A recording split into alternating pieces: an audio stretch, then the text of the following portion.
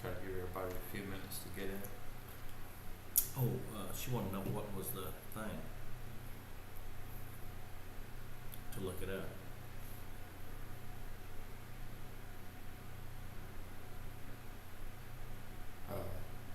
Just go to Horse Racing Daily YouTube and the live stream will do it. Okay. Have we started? Yeah, we're live now. Fantastic. Alright y'all, we'll wait a few minutes for everybody to show up before we get going.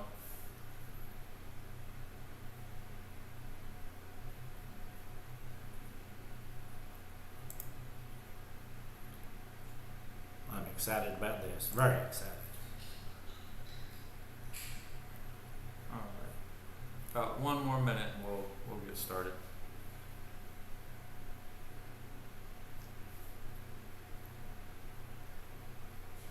If there's anything that's wrong, I'm at a friend's house. I'll introduce them in just a minute.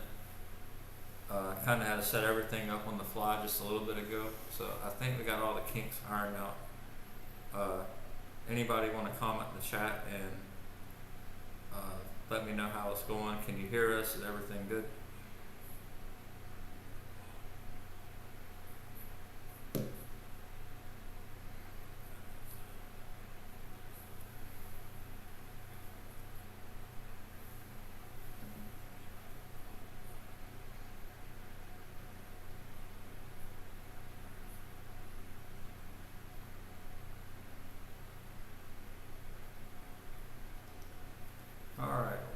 We'll go ahead and get started.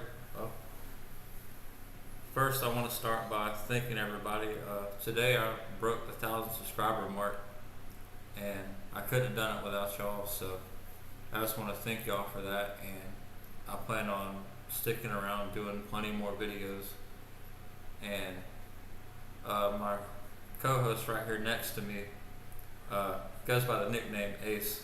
He's kind of the person that got us all started in the horse racing. He took us all under his wing, got us going to the local track and betting, and we made the mistake of winning a few races and getting hooked. But I'll allow him to introduce himself, a little bit of his background. Yeah, my name's Ace. I want to start off with the white elephant in the room. That's right. I'm talking about the 145th Derby, 2019. I was in Louisville with some friends, and we were betting. We had the lock. I'm telling you, the lock. The lock was maximum security, no way you can lose, boom, boom, boom, got it perfect. Now, one of our horses was Country House. So what had happened was, Scotty the body here, he comes up, he looked at, Country House raced 7 races. It finally won one. I think the only stakes day race, matter of fact, was the Derby. But beside the point, race 3, 4, something like that, you can go back and look at it. Comes to the end, the jockey pulls back on it, stops the horse. You see what I'm saying?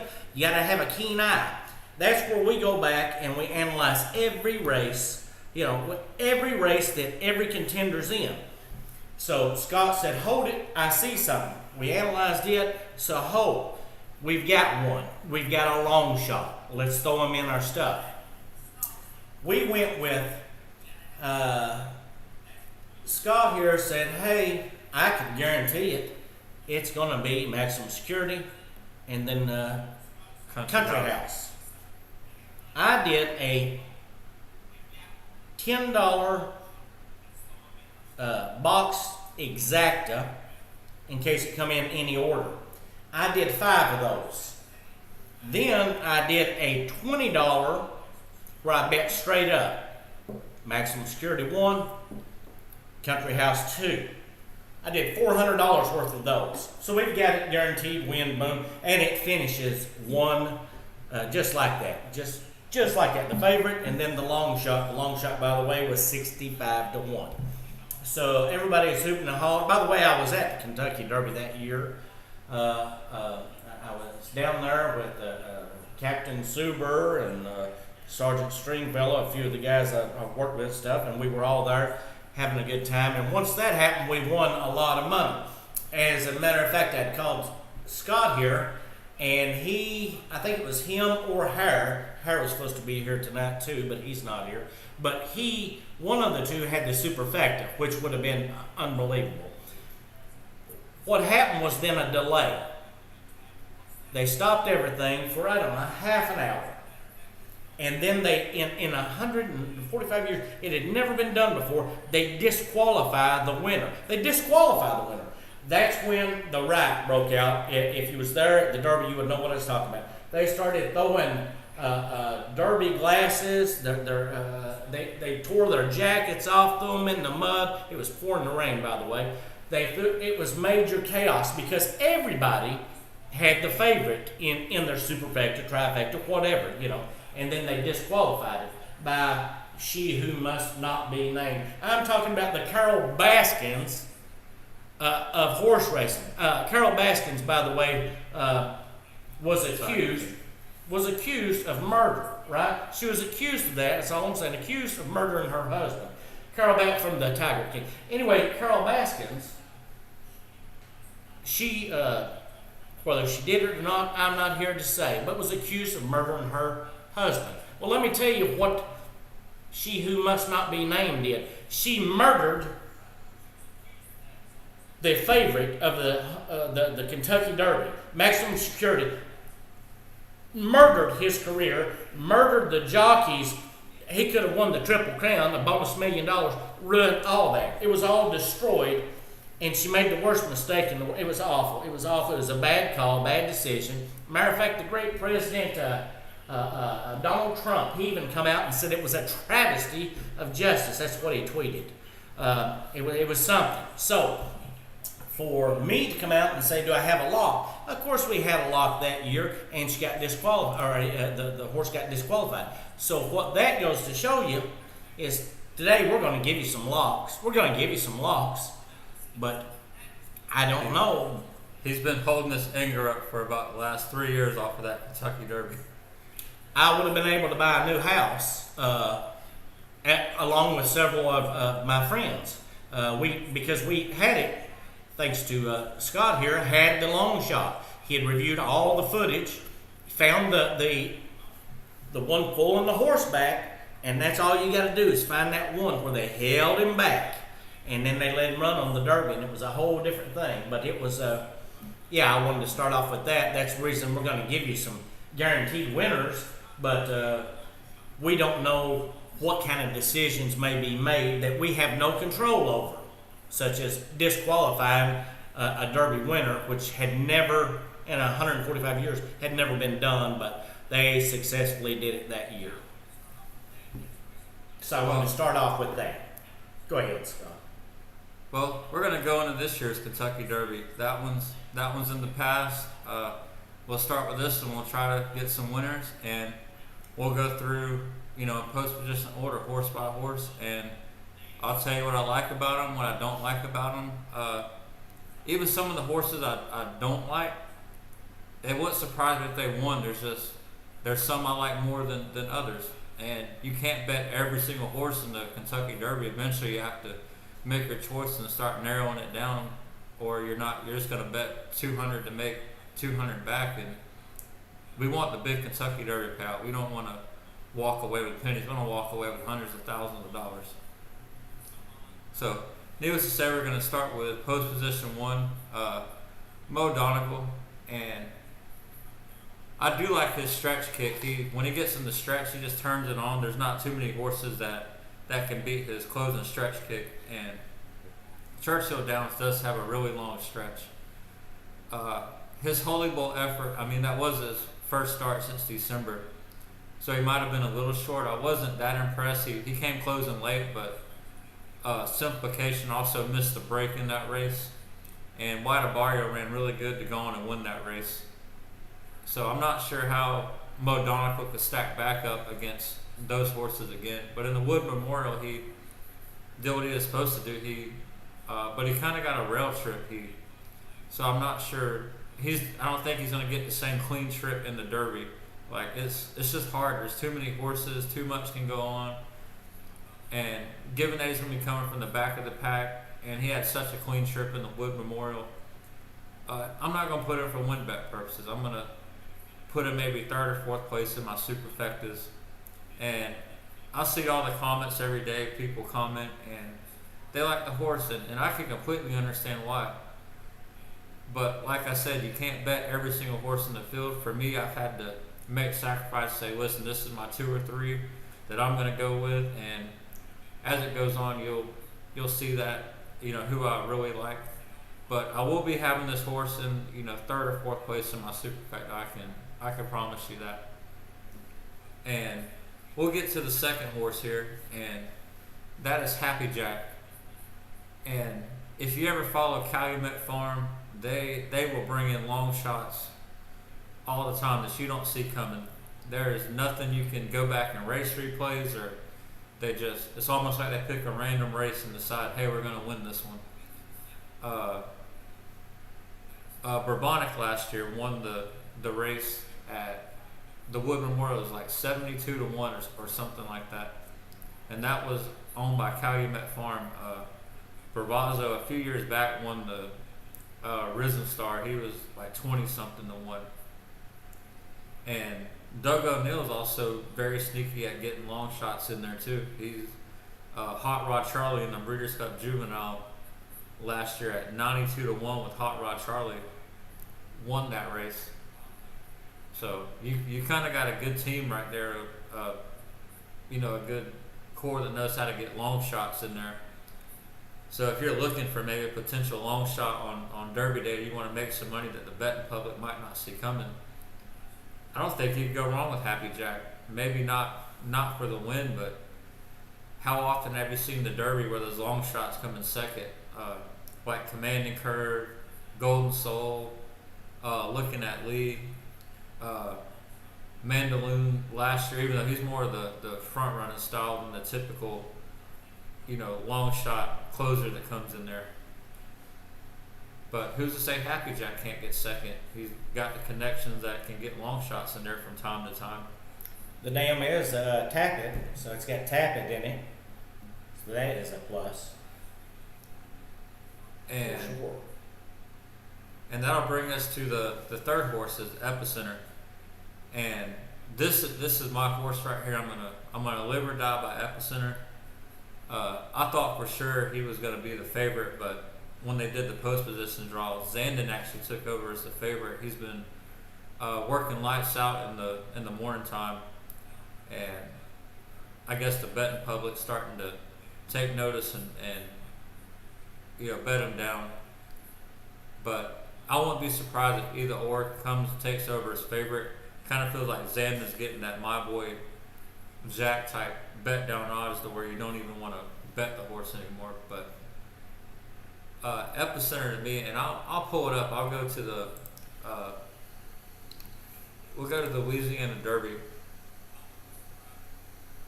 and I'll show you a part of the race that really took me onto this horse.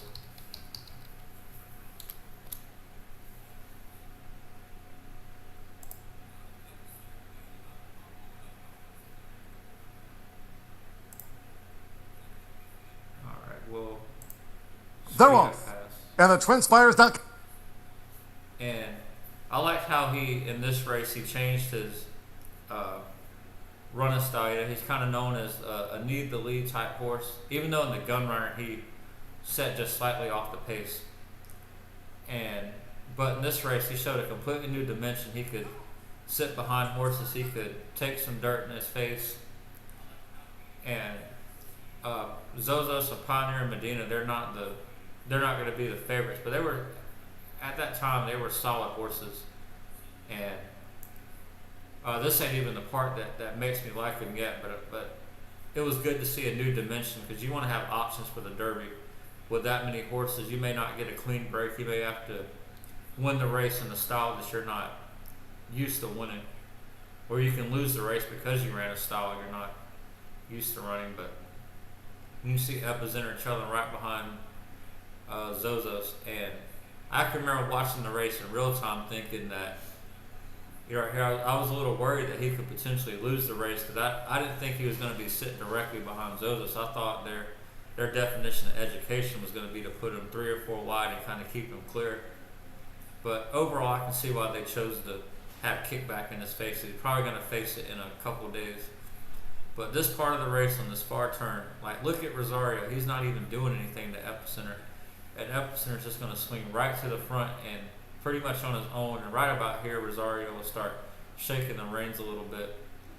And I like the fact that Epicenter did all that on his own. And the fractions wasn't the fastest for there, especially at the distance they were going. But it was good to see him. Like they came home really fast. So it was just good to see that new dimension for him. And just that little move kind of really sold me on him when I seen that. I remember watching the race like this is the Derby winner right here, because no other horse up to that point had really stood out and impressed. I can remember Forbidden Kingdom running the San Felipe, but he just ran so far in front it just looked like he couldn't settle down. And I didn't like the horse, even though he was lights out in that race.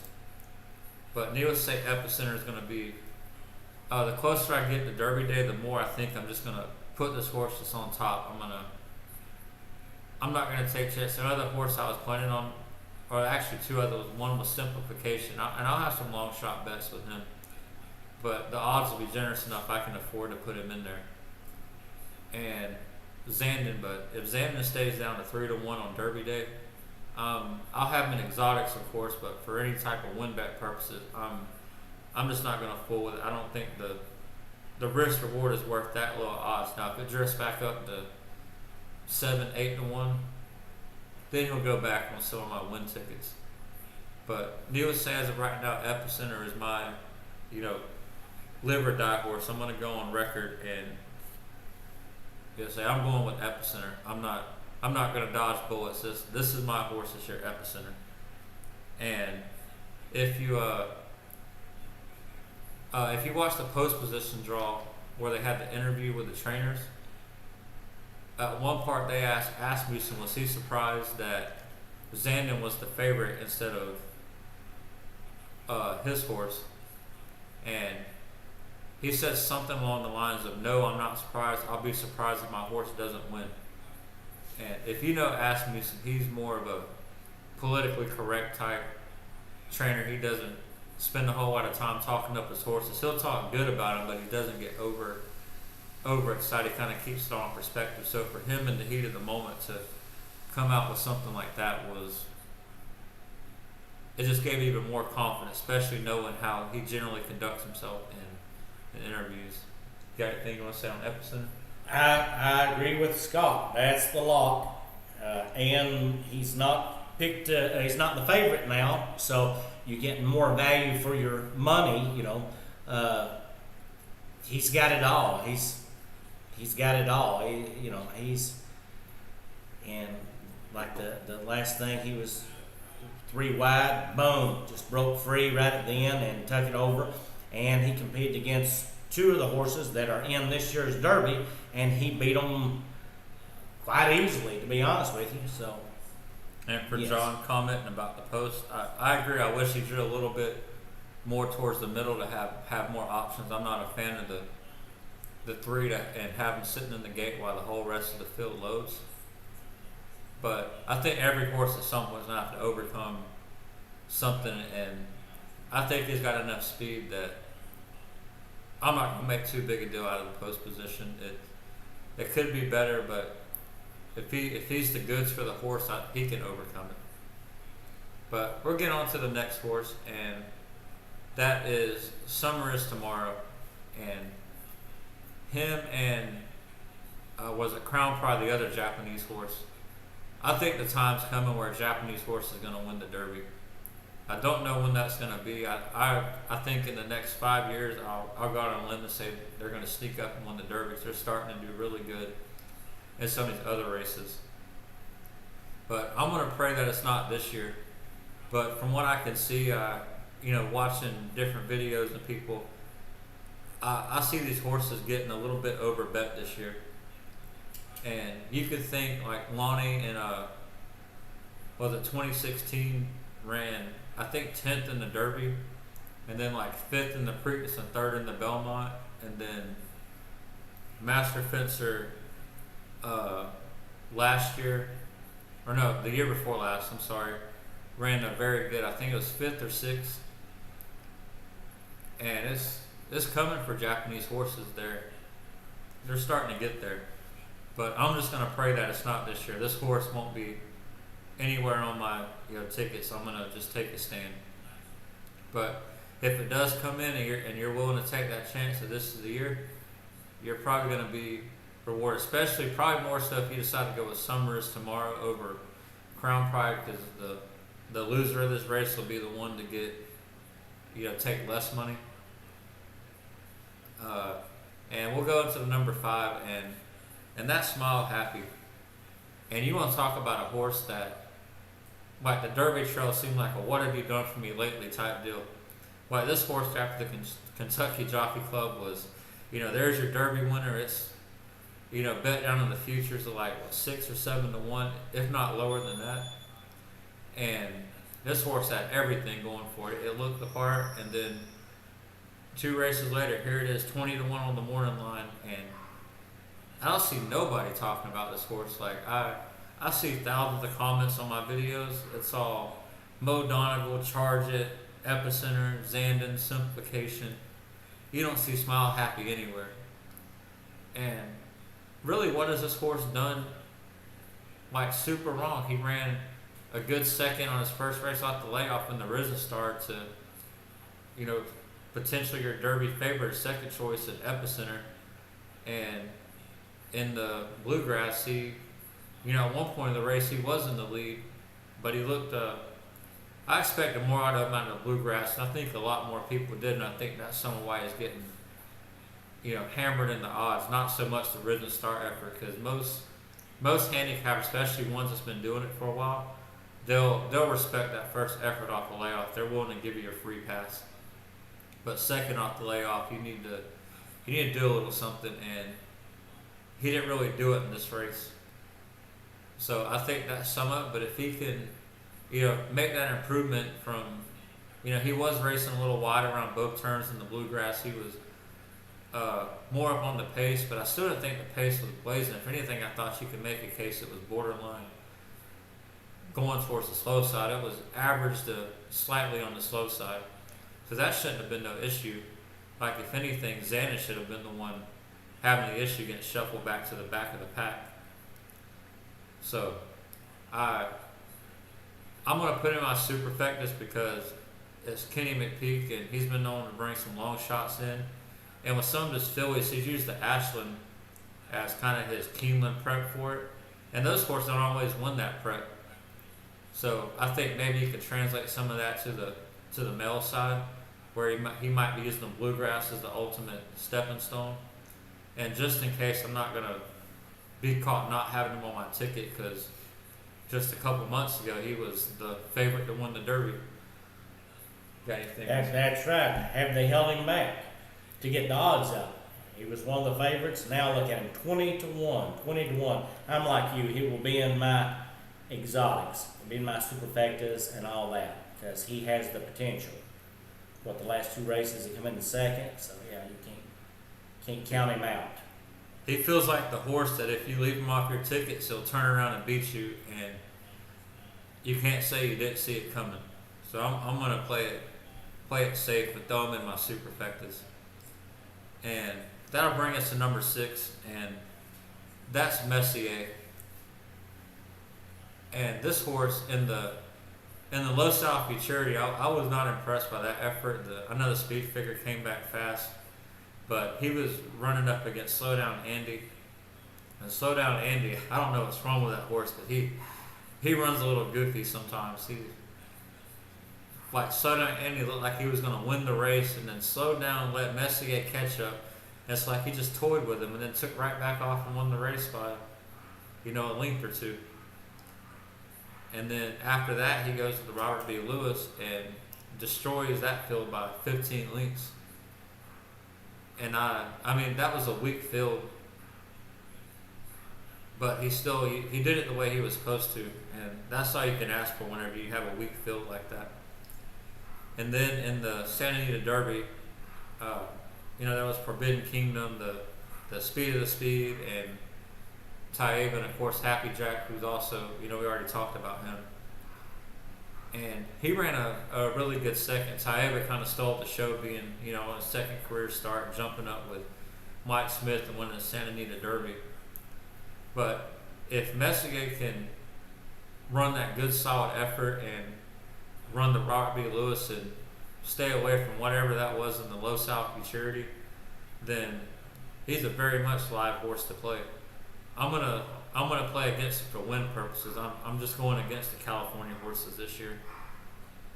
I just don't think, because these are, him and Taiba are basically Bob Baffert horses that are going to be temporarily trained by Tim Yakteen. Like if that name changes on the trainer name to Bob Baffert, this horse's odds go to half of what they are right now, and Taiba's the probably 2-1 morning line favorite. Like, it's crazy how much just a name can impact stuff like that. But he won't be off my tickets. I even have some exactas where he comes in second and of course third and fourth. So he's going to be there. But for win bets, I'm going to avoid him. But for anybody that does put him there, I can completely see why you would throw him in there for win bet purposes. I'm going to have him in some exotics, my superfectas, that type of deal. But no, I will not be putting him in no exacta. I don't have the faith. I just don't think he has it.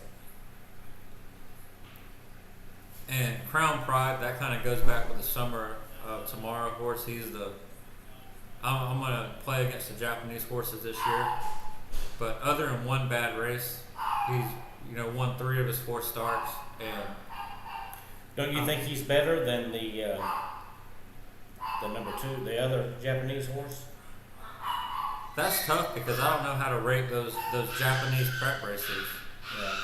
I don't know what's good or they're, they won the race. He won the race by 6 lengths or 3 lengths, but unless somebody just follows that circuit, they can't say if it's good or bad. That's right. So I don't know what to do when it comes to that part. If somebody in the comments, maybe knows that circuit and could.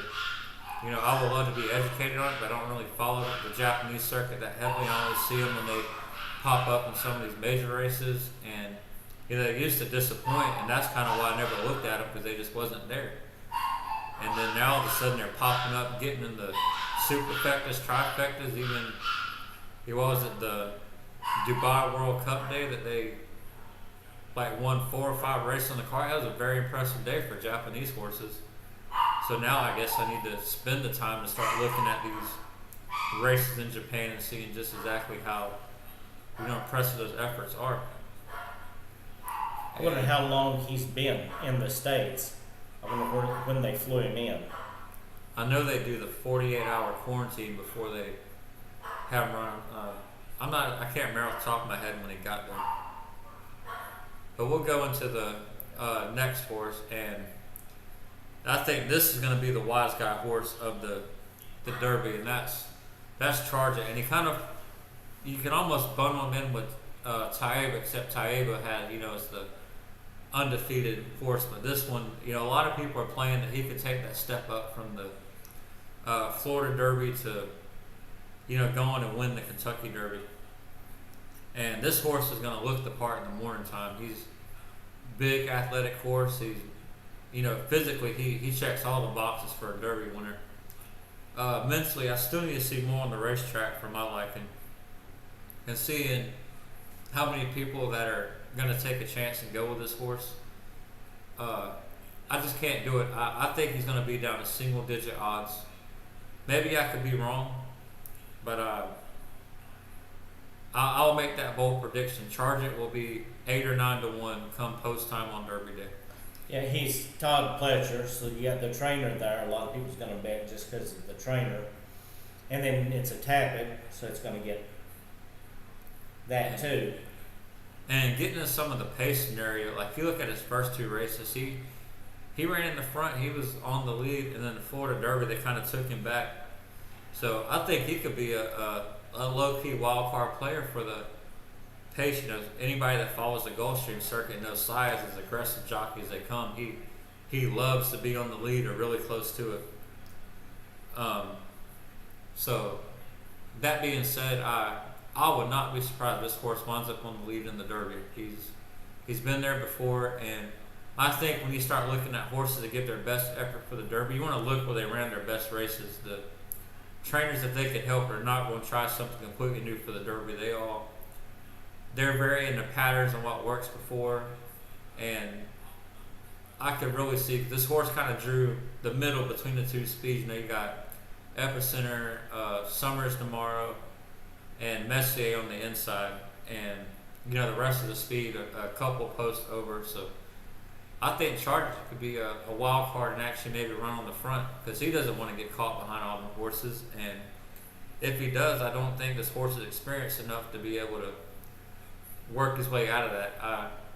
I think somehow he'll do just enough to make you think Belmont because, of course, he's got the tap in his bloodline, and that seems like if it says tap it, just go and bet him in the Belmont. I agree with that. And that'll bring us to Tiz the Bomb.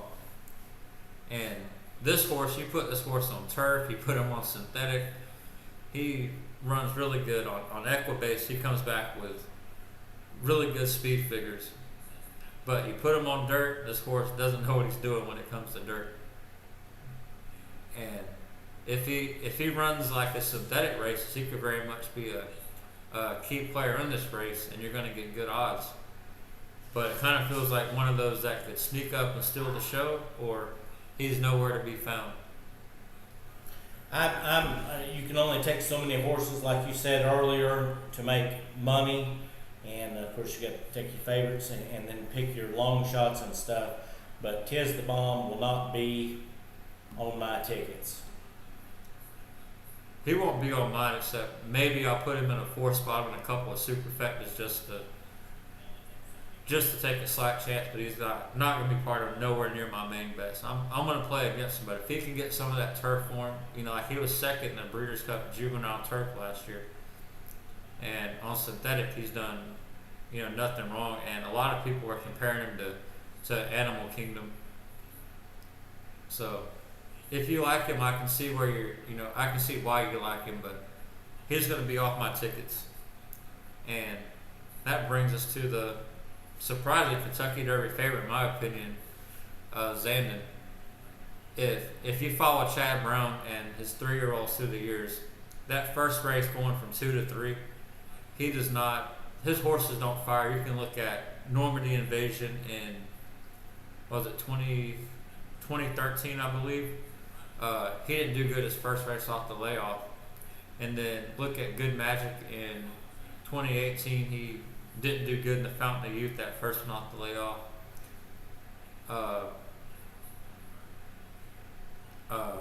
Practical Joke in 2016. So it's those races. I'll throw those races out. And also he hopped at the start, which definitely cost him a few lengths. And then in the Bluegrass, that was his best effort yet to date. And we'll actually go to the Bluegrass. That was a part of the race that did make me like him. Not at 3 to 1, but maybe at more like 7 or 8 to 1. And the Bluegrass was on dirt.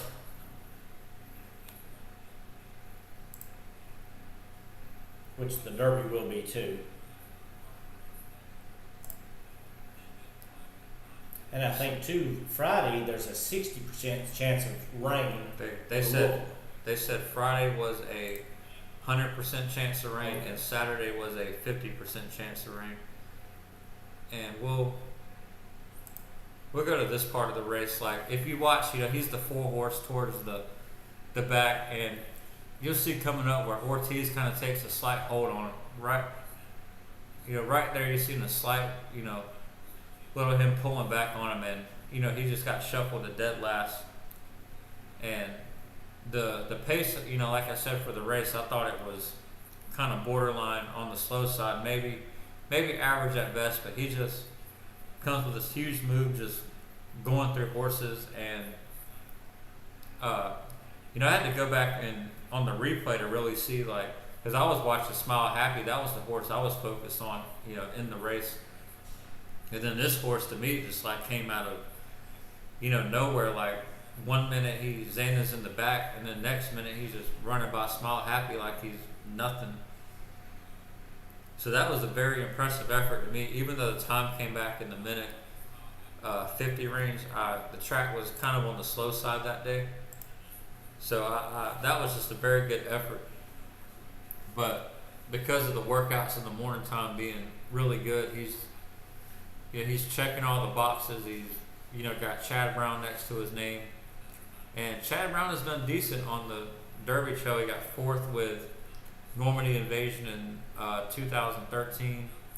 He got 5th with Practical Joke in 2016. And if you follow that horse, you knew a mile and a quarter was well out of his distance. That was a one-turn, sprinter miler.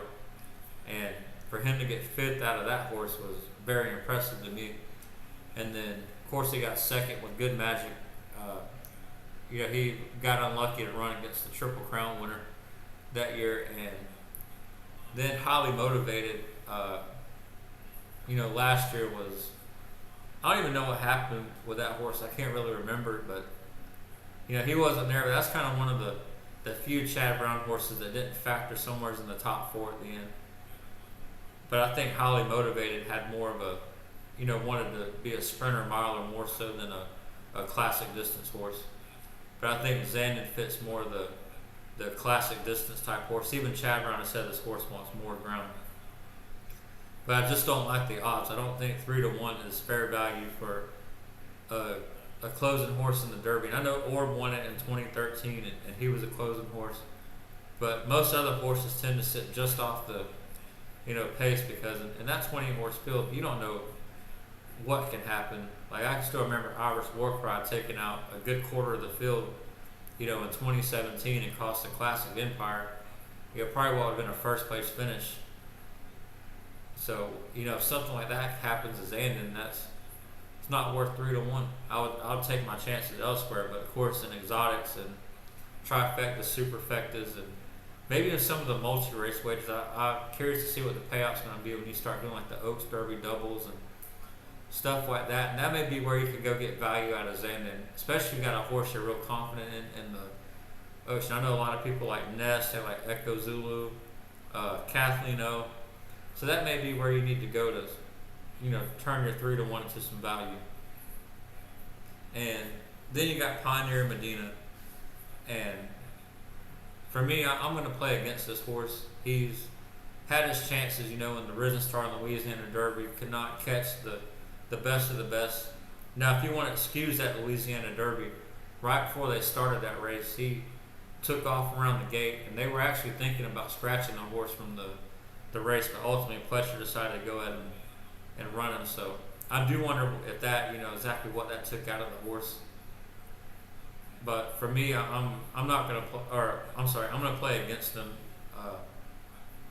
He just doesn't. He had his chances and hasn't done it yet.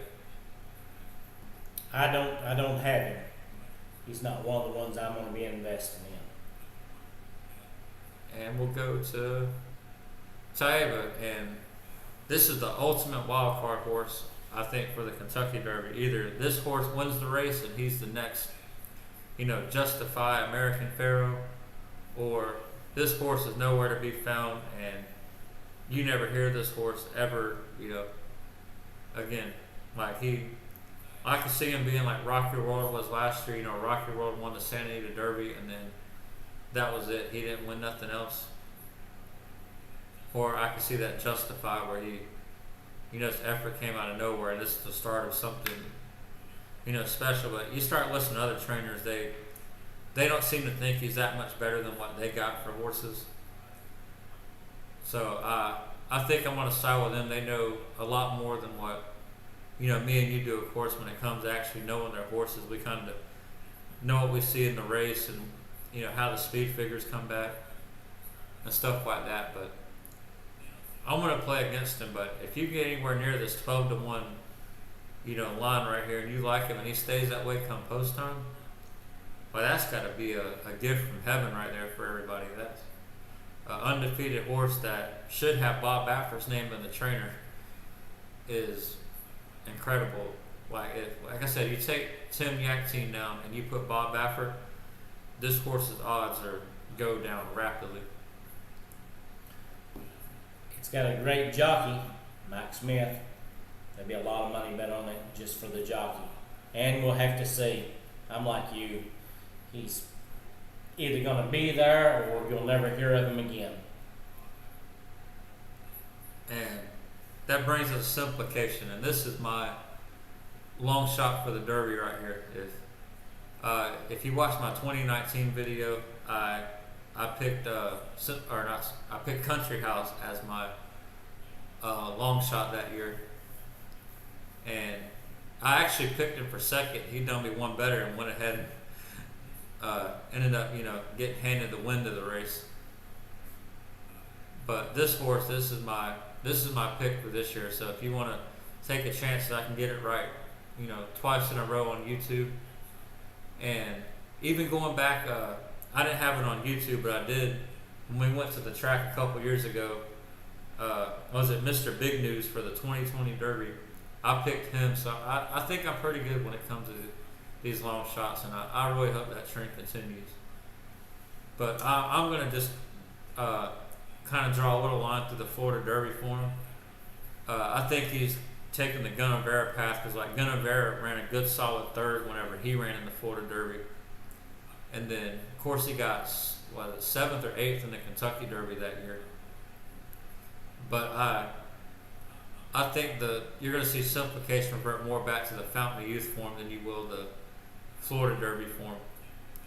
And if he can do that, the odds are going to look really good. And you got a good solid jockey in Jose Ortiz. Anybody that follows the sport knows you don't count out the Ortiz brothers. I'm like you. I think he's going to be there. He's fantastic on dirt. The odds are right. He was right there with Charging,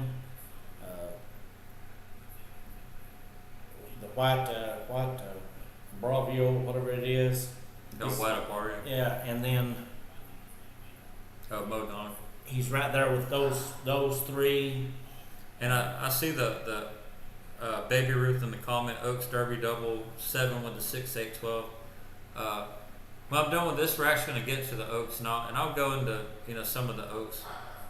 And I'll say I'm a little against the 7, but I'll explain why in just a little bit for the Oaks. And next up is Barber Road. I don't really trust the Arkansas circuit this year. It seemed like one of the weaker circuits out of everybody, which is usually they're one of the stronger ones that horses come out of. So, but this horse does, he'll kind of plod along and sneak up and get, second, third, fourth. So I will not be surprised because he kind of fits the description that, some of the horses I talked about as long shot, Golden Soul, Commanding Curve, Looking at Lee, that just, they won't win the race, but they'll just get there at really good odds. And you're going to get really good odds on Barber Road because, like I said, the Arkansas field has lost a lot of, respect, like especially for this year because it's just been weak. So I will have some exactas where I do play Barber Road second, probably no more than $10, $20 max. Because if it comes in, I can see that easily paying, $300 on the dollar, which would be a decent enough payout.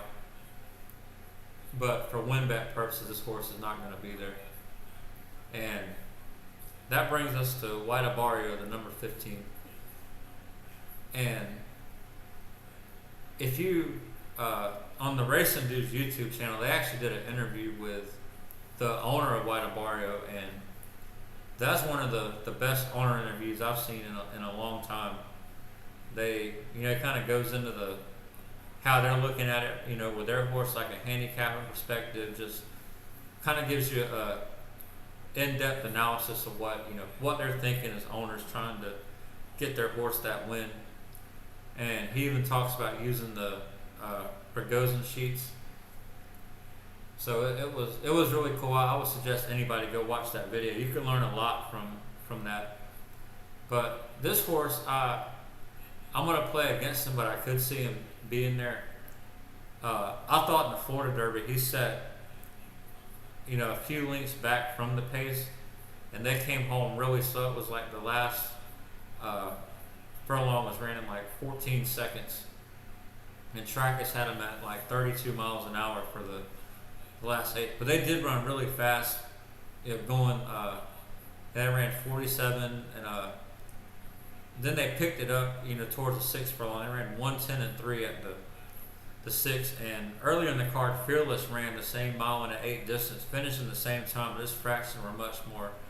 He ran like 1:12, like 1:38, so they definitely took off on the front end of this race. But like I said, White Barrio wasn't sitting right. He's a few lengths back off that speed, so I expected a little more out of his closing kick, turning for home. But that's such a tough race to look at, because they did pick it up, so maybe they, all the jockeys got caught trying to, break their horse earlier, and they just all had, not much left in the tank coming for home. So if you believe that, you can get some good value on White Barrio. I'm going to have him, 2nd, 3rd, 4th in my superfecta. I think the Florida horses are all going to be, except Charge It. I think Simplification, White Barrio are going to be, money's going to stay away from him, so you should get good, decent value. He's done nothing wrong. He even has a race over the track, and the trainer and owner said that this horse has improved leaps and bounds from that race until now. So there's really nothing wrong with the horse. But like I said earlier, Epicenter is my horse, and you have to take a stand and play. You can't like everybody. So for win purposes, I'm going to play against White Barrio. But there is a lot to like about the horse for anybody that does choose to play him. And that brings us to Cyberknife. And with this horse, one of the funniest things I've heard is Brad Cox at one point basically admitting that his own horse is dumb. But that cracked me up to say that about your own horse. But this horse can, when he's on, he runs really good efforts, and when he's off, it'll just make you scratch your head, like in the, the comp. And you got anything you want to add on? No, not with this horse. I have nothing to add. I think he's part of that weaker Arkansas field. I'm going to go against him. I know Brad Cox probably take a little more money than he should, because he had 2 horses finish in the top 4 last year, but Central Quality and Mandaloon, I think, are a whole different ball game than Cyberknife. And he's already said his horse has, mental issues, like basically called his own horse dumb. So that being said, I'm going to play against this horse for the Derby. And that brings us to Classic Causeway. And at one point, I think everybody thought this horse was off the Derby show. Brian Lynch said he wasn't happy with the Florida Derby effort, and he was, going to figure out what was wrong with the horse, maybe give him a break. And then, I kind of discounted him out. I was like, okay, well, the pace scenario up front gets a little bit better if you take away Classic Causeway. And, early voting was also, talked about being, out of it. But then all of a sudden, a few days ago, here comes Classic Causeway right back in the picture, and he may not win the race, but he'll definitely play a big part of the race shape, because this horse is, a ball of speed up front. So I wonder if they may try this time to go back to the Kentucky Jockey Club. They set him off the pace, because that is way, kind of draw way outside to have to cross over. Not to mention you do got White Barrio, or not White, you got Cyberknife and White Barrio and Simplification, all kind of more immediately to his inside. They're all kind of speed horses. So I think they may have something to say, and I don't think they're just going to hand Classic Causeway an easy get over to get to the front. They're going to try to make him work for it, try to throw him out as wide as they can, and basically let him eliminate himself. So I wonder, because the trainers and owners kind of got to be thinking some of the same things that we are as handicappers. They're trying to figure out what's their best bet to get the horse to win the race. So if he decided to take him back and run to that Kentucky Jockey Club effort, I wouldn't be surprised. That honestly, I think it might be the best thing for him. But that being said, his best races that came on the front end. So maybe if you wanted to put him in your superfecta come in third or fourth, it's 30-1 on the morning line. I won't be surprised it goes off at 50, 60-1. And for a horse that's won, 2 stakes races this year, the Tampa Derby, he doesn't really get a lot of love. So I say take a chance, throw him in the bottom of your superfecta, and hope that he can come in there in fourth. And if he does, you should have a pretty decent payday. Got anything? I know with his wins and stuff, he had Ortiz Jr. as the jockey, and of course he does not have Ortiz. Ortiz took, I forget which other horse, so I don't know. I don't have the 17. And that brings us to Tawnyport. And I don't think Tawnyport's going to be there. When you see all the interviews of Brad Cox, Tawnyport doesn't really get mentioned. It's always Cyberknife and Zozos. And this horse, best running just came on synthetic. And of course, this race is going to be on dirt. So I'm not going to spend too much time on this horse. I'm going to leave him completely out of my superfecta. And if you like him, if you have an opinion, I'll let you bet the race. So go play him. And that brings us to number 19, Zozos.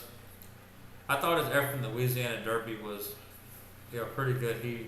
Even though he got passed by Epicenter, he was still battling Pioneer Medina and, put that horse away. So that was kind of impressive. I think he's still up against it here because Epicenter passed him, with ease in the Louisiana Derby. And Epicenter didn't look like he was, Rosario wasn't really asking for much. So I know Epicenter has more in the tank. So even if Zozos takes a step forward, I also think Epicenter has, more in the tank to go forward. So that being said, I'm gonna play against Zozos. But if you like Brad Cox, then and he runs, back to how he ran in February in that optional claimant race, he could be potentially a good, bet for somebody. But I think I'm gonna leave this horse out of everything.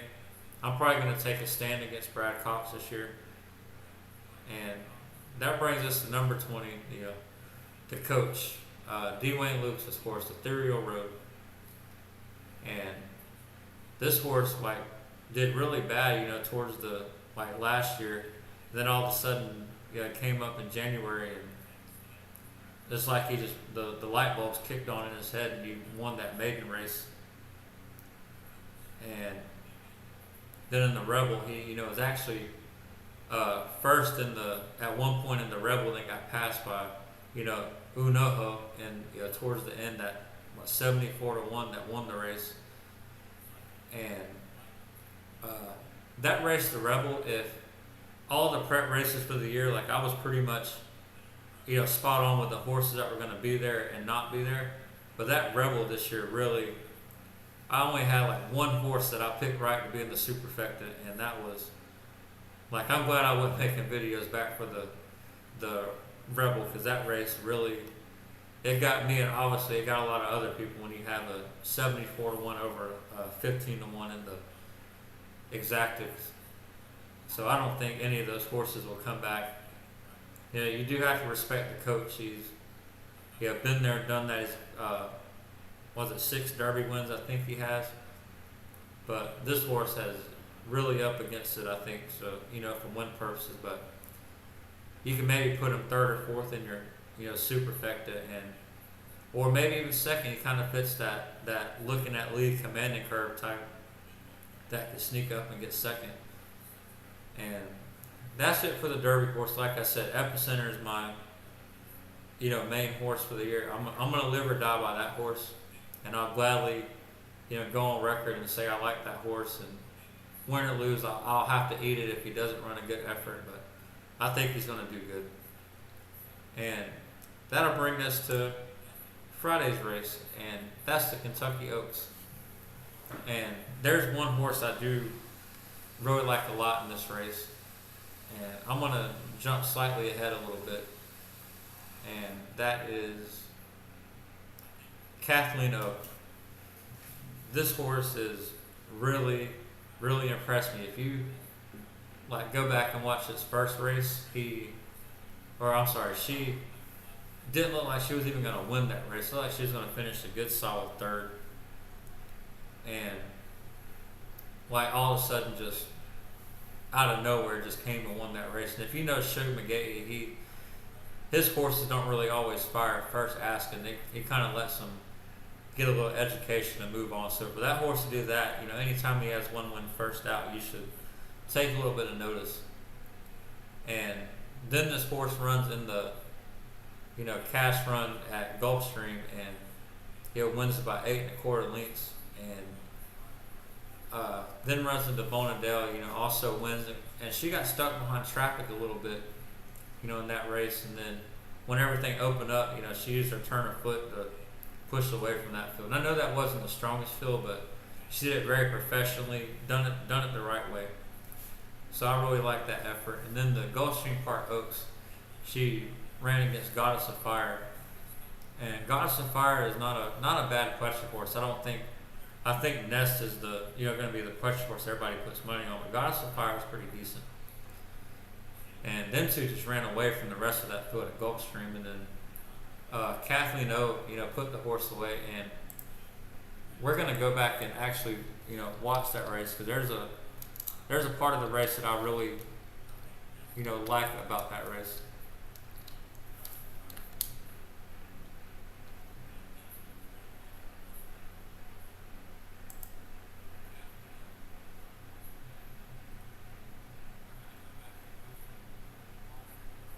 Sorry, just 1 second. Gotta watch some ads. Alright, and of course Kathleen O is the number 7 in this race, and Goddess of Fire is the number 5, and this is Kathleen O. She's gonna start towards the back, and she's gonna make that run, and that's it. She's not gonna be on the front. If she ran on the front of the Oaks, I'd be the most surprised person in the room.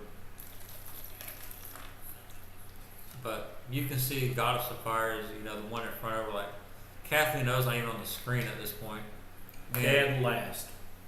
And the pace of the race wasn't really the fast, especially when you compare to the Florida Derby. They ran 24 for the open quarter, I think 48 for the half. And, here you go. Now you start seeing Goddess of Fire and Kathleen O, coming up on the screen. They're, getting right in contention. Both of them, the jockeys are still going easy on the horse. They're not asking much. Kathleen O is getting asked just a touch right here. And then you start seeing these two horses just really, assert their class and dominance. But you start looking right here in a minute, and you start looking at the jockey on Goddess of Fire. She's getting handwritten hard to try to keep going, and Kathleen O's still getting, a much lighter handwriting. You can tell at this point, Goddess of Fire, is all out, and right about here, Kathleen O starts to, assert her class over this horse, and right here, she's just going to pull away and end up winning the race. And given how far they finished the rest of the field and the way she did it, I really like this horse a lot for the, Kentucky Oaks. I may not feel quite as confident as I do in this one as I do for the Derby, but just because, anytime you have a horse that comes from the back of the pack, you always get a little worried. You're prone to traffic trouble. So, that being said, I'm still going to play, Kathleen O's going to be one of my big, the Oaks Derby doubles with the tickets. She's going to be part of it. Got anything to add on? I love the horse too. I love it. And that's going to bring us all the way back. And this is going to be my, sorry, I'm on the Derby. This is going to be my Oaks long shot pick. And that's going to be Hidden Connection. And I'm surprised to see the morning line at 20 to 1. I'll show you why I like Hidden Connection. We're gonna watch that the last race, the Fairground Oaks.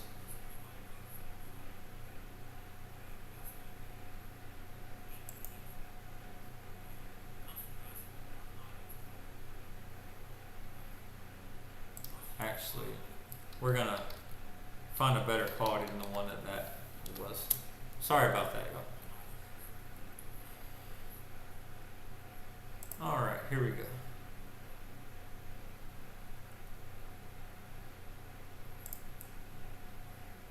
And in this race, Hidden Connection is a number 6, and this was a real easy break for Echo Zulu. And she wasn't really asked for anything coming out of the gate. Now, that being said, this was also her first race since the Breeders' Cup last year. So, you could take that for what it's worth. I can't knock that because there was a reason why she Echo Zulu wasn't the same type of dominant Echo Zulu in the race. But you see Hidden Connection is the number 6 sitting about 3 wide, and sitting back, and the pace is real slow. Like, look at Echo Zulu up front. Like, Rosario's not even asking nothing out of Echo Zulu right now. And like here in just a minute, you'll start seeing Hidden Connection come up, and like here she's starting to get asked, and she's gonna start running on the turn next to Echo Zulu, and the jockey on Echo Zulu is still sitting. Like she's not being asked for much, pretty much doing everything on her own. And right here, I actually thought in real time that Echo Zulu was gonna,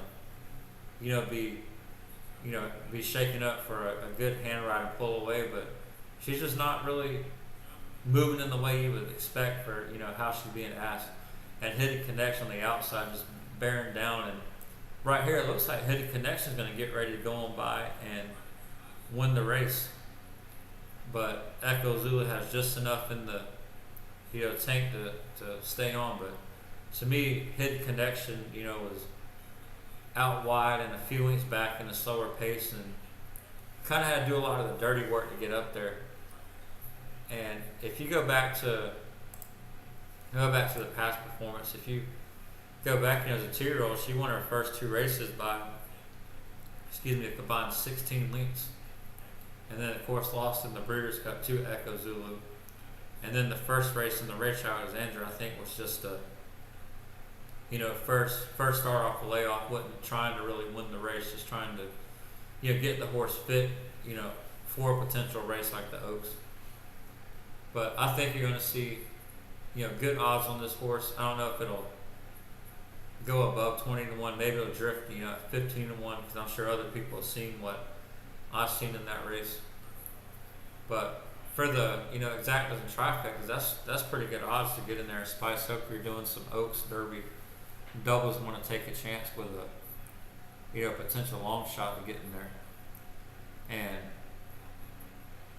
that being said, it's also I want to touch on Echo Zulu while I touch on her. That's the reason why I don't like Echo Zulu, is I think when the race time comes, Echo Zulu is going to be the favorite. And off that effort, how many times do you see horses that they run really good? I'll give you a good example. Is Arrogate a few years ago, won the Travers, the Breeders' Cup, the Pegasus, won the Dubai World Cup. Just looked just as dominant 4-run stretch as you could get. And then took some time off, came back, and that horse was not the same when it came back for that campaign that year.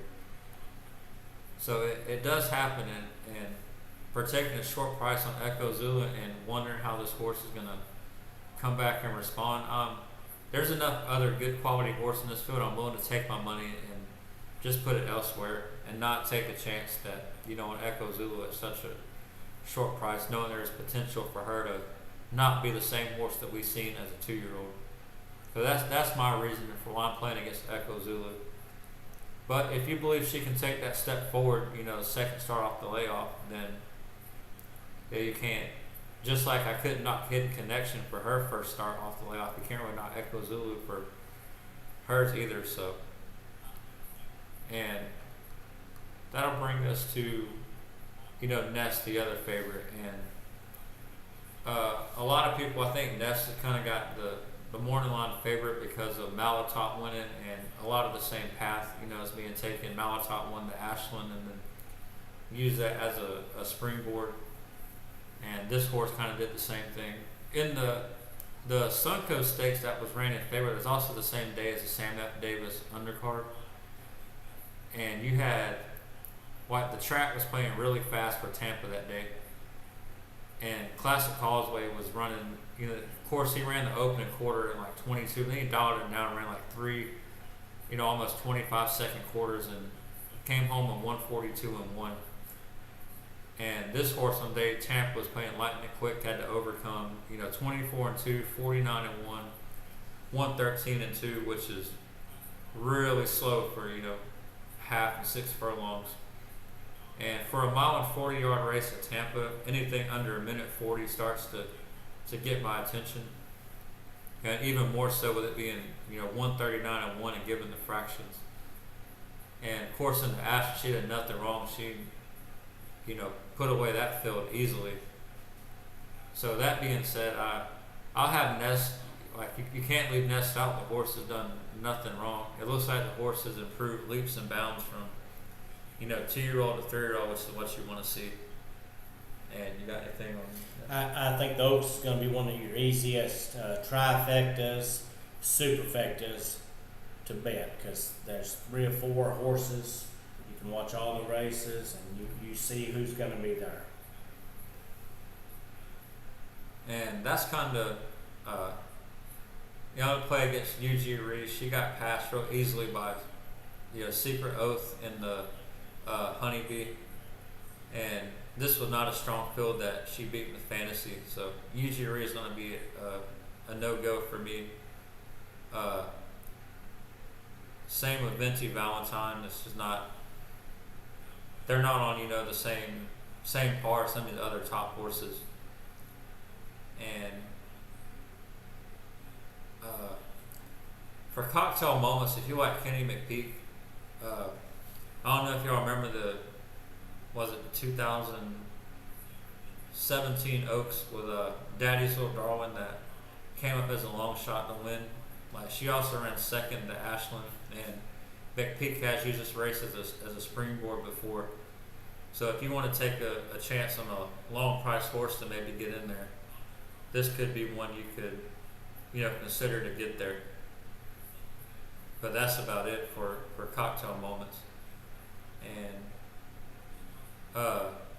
Turn Her Loose, there is a particular angle I like enough to throw this horse into my superfecta.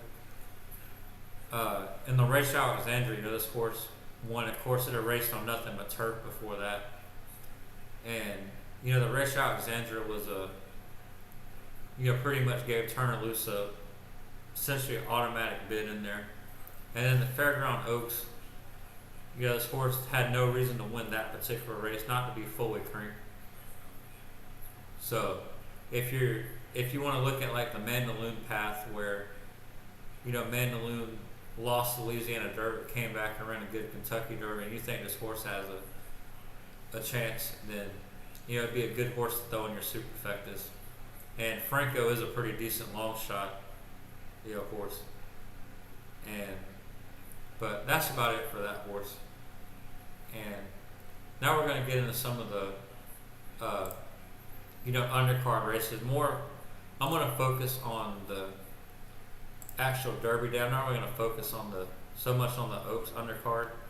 If there's any particular races anybody wants to comment about for Fridays, I can look over it afterwards. And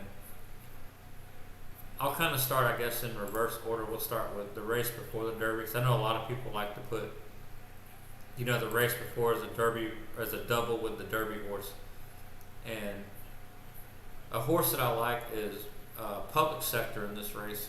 And right now you got 5-1 on the, morning line for the odds. Brown has, 1, 2, 3 horses in the field. I don't know how you pronounce it. Trip Hubin, I guess, was actually really good, the first part of last year. And on, I think it was Belmont Stakes, his horse got in there and ran a good second. It was like 30 something to 1 that year. Domestic Spending won the race. And if you look back at who's had a history of winning this race in recent years, you see a lot of, Chad Brown has kind of dominated this, bricks and mortar, digital age, Domestic Spending. And Digital Age is actually by the same connections, Clairvox Stables and Chad Brown. And if you go back to that year,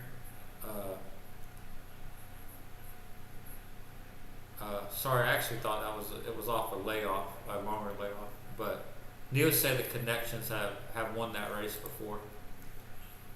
And as a 3-year-old, Public Sector ran, really good.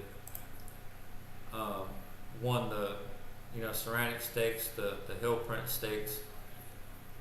Lost the Hollywood Derby, and then took some time off. But I don't think this is the strongest field in the world for that race. And at 5 to 1, I like this horse to throw in some potential doubles with this horse and a couple of the Derby horses.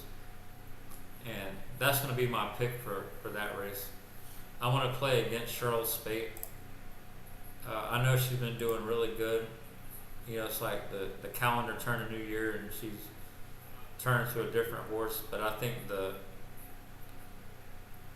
distance gets longer, and I think we've kind of seen the best of that horse. So I'm gonna at a short price, I'm gonna play against the horse, and working our way one more race back to the the Churchill Downs Stakes race. I really like Jackie's Warrior in the race. This horse did really good last year at Churchill in the Pat Day Mile. That she ran this at the 6th furlong was like 107 and change that year. Like she still has something left in the tank to hold off some of the closers in that race. But that being said, Churchill was also playing really fast, last year. So you got to keep that in mind too. But this horse obviously loves, Churchill has, won the Pat Day Mile, broke its maiden at Churchill. So, the horse likes the track, which is a big plus. And I just about can guarantee it's probably going to be in the lead. And if you want to look for a horse put underneath, Prevalence has done nothing wrong coming back and running that Gulfstream. Started this 4-year-old campaign at Gulfstream and won the Commonwealth, for Keeneland. But I think, that the Commonwealth field is not, Jackie's Warrior is just another level of horse to put up with. So that Jackie's Warrior will be my play for that race, and maybe Prevalence underneath. I'm going to play against Aloha West, who hasn't raced since the Breeders' Cup last year, even though he won the Breeders' Cup. It's kind of a tough ask given the field coming off a layoff. And if you go by Equibase, the last race in the Breeders' Cup, that field is nothing, nothing stand out over what, Jackie's Warrior has. Jackie's Warrior in a 111, first start off the layoff at Oaklawn. So you can expect Jackie's Warrior to take a step forward. And, he's got speed figures 113, 116. So this horse is capable of running faster. And Prevalence, probably the other main threat, has already ran a 108, 113. It looks like a horse on the improve. So I'm going to play against, Aloha West, even though that is a Breeders' Cup winner coming first off the layoff. And we'll work our way back to the, American Turf Stakes. I really don't have a strong opinion about this race. Side Dog is an undefeated horse, a possibility. You got Coinage, who's been doing pretty decent, at Gulfstream for Mark Cash. I think this horse even ran at Keeneland a couple weeks ago. Yeah, I got third in the Transylvania Stakes. So you do have some options here, but nothing. I won't be betting a whole lot of money on this particular race. I just don't see a horse, I have confidence in. I I may not necessarily sit the race out because I do like having a little bit of money in there. I don't like just to sit by and watch the races and not have at least something on every race, even if it's $2.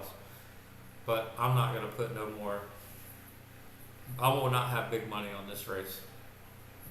I will not either. And we'll work our way back to the 8th race. And you got Bell's the one. This is a 7 furlong sprint race for fillies and mares. Bell's the one did really good at Keeneland last time out. Finished a good second in the Madison. Who she gets second to? We're going to take a look.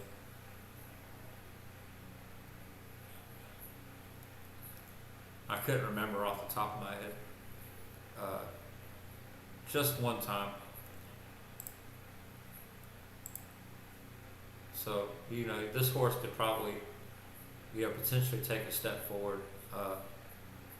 Kamara's another one by Wesley Ward. I won't be surprised to see, with a forward move. And if you follow Brad Cox with some of the, fillies, he's really good with his fillies, especially in, sprint races. So just one time definitely fits that. And Flavian Pratt's been, on fire. And, this could be the breakout race for just one time right here. I'm going to look more into that race. I spent more time, handicapping the Derby than I have some of these other ones. But I'm going to look back, but just one time might be the horse I wind up going with. It'll be between this one and Bell's the one. I want somebody out of that race. And bring us to the 7th race. And this is going to be, I believe, a long shot, payday right here, this race. This is his special right here.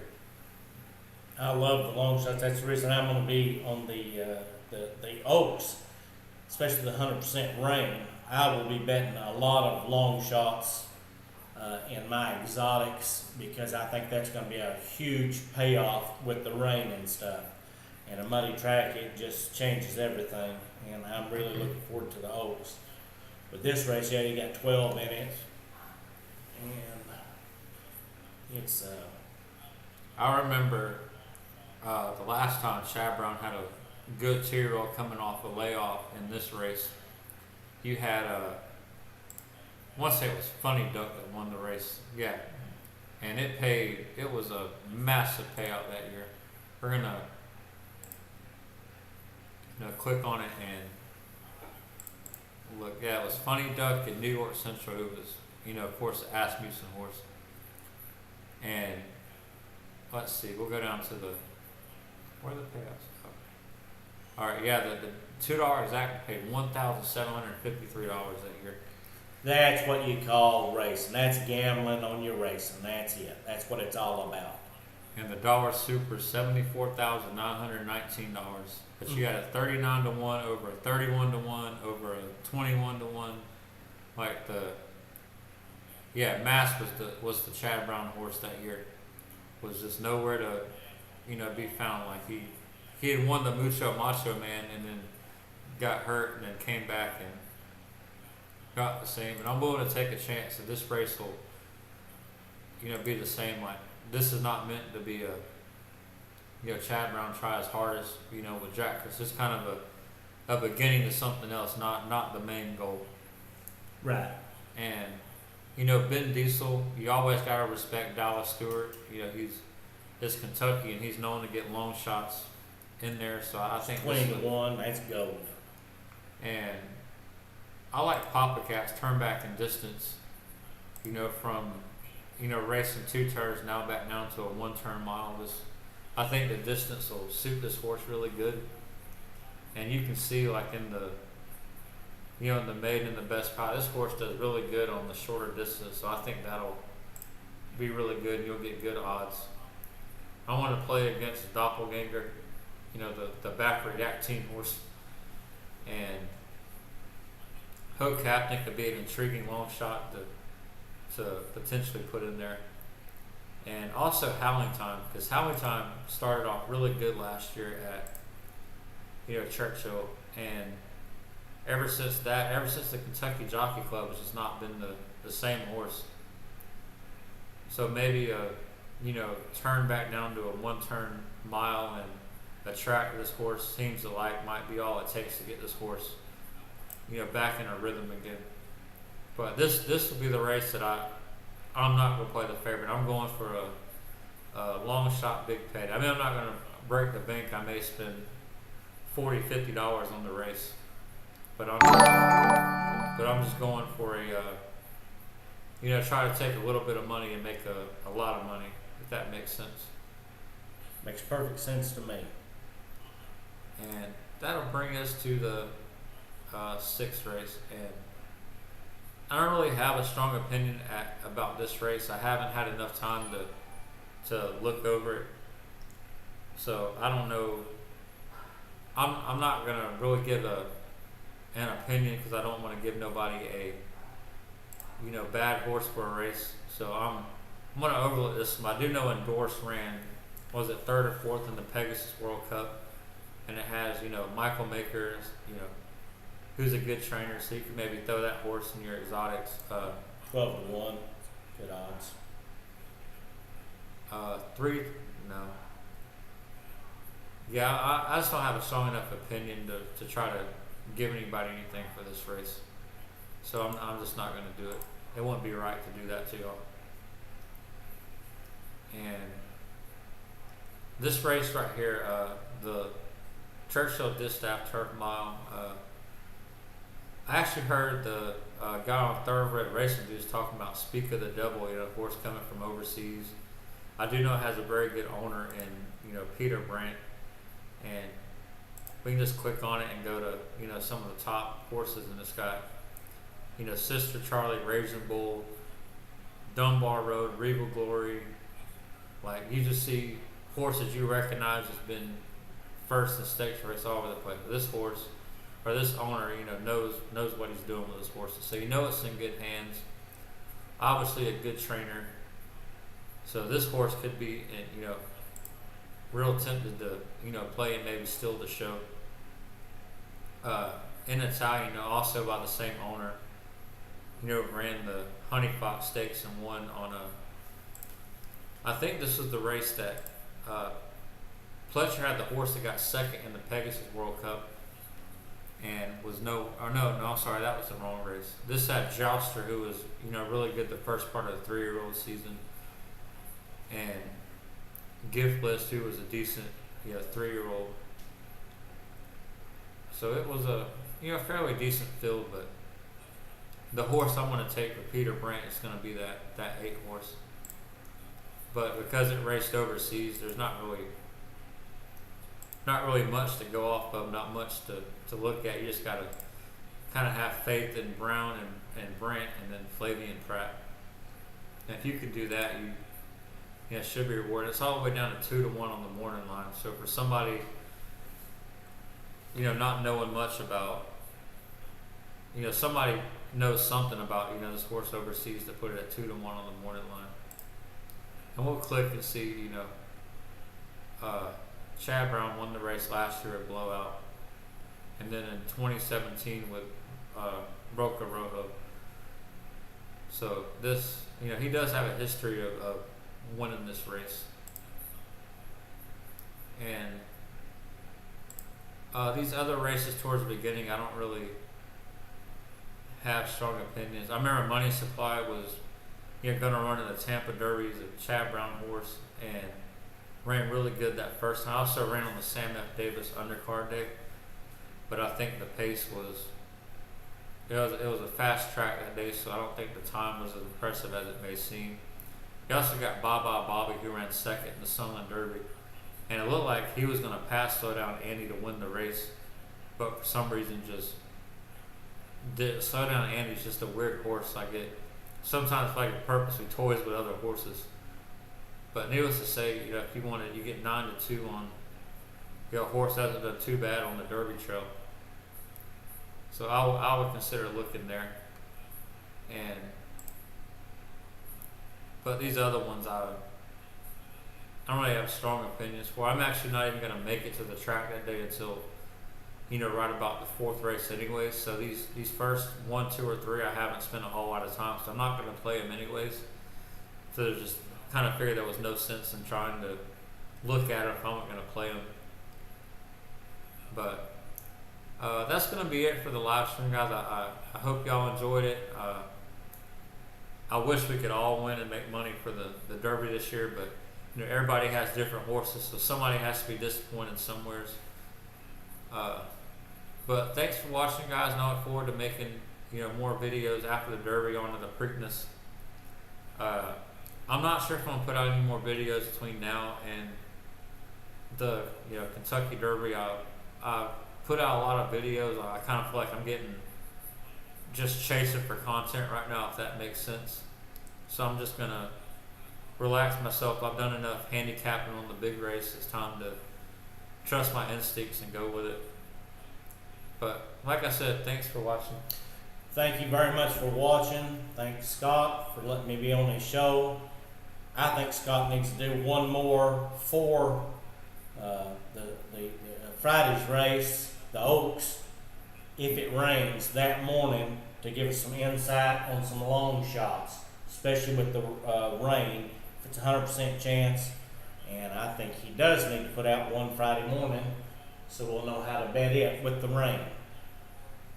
And once again, thank y'all for I got over 1,000 subscribers today. That was very cool to reach that milestone, and it can't be done without, of course, y'all hitting the button. So it does mean a lot when you put in all the work making videos, and it kind of gets appreciated. So I really do thank y'all for that, and I look forward to keeping going with more videos and more content. Just throughout different comments in the videos, tell me what y'all like, and we can evolve